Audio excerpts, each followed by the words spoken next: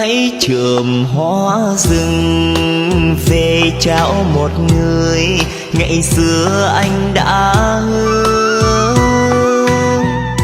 Màu hoa kỷ niệm tuy đã tàn u, tâm tư vẫn dạt dào. Năm xưa lối này vẫn thường dìu em đi, tặng cây năm trước anh viết tên em, còn xanh lá cành ghi dấu kỷ niệm những ngày còn bên nhau. Ghế lạnh đã mòn để em đợi chờ chiều xa xưa năm ấy,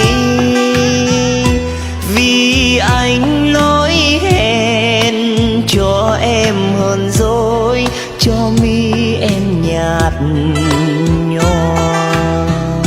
Anh ra đi rồi mới nhận được tin nhau, hàng trăm thư viết anh gửi cho em. Đời trai chiến trận anh biết lỗi hẹn, có phải tại em đâu.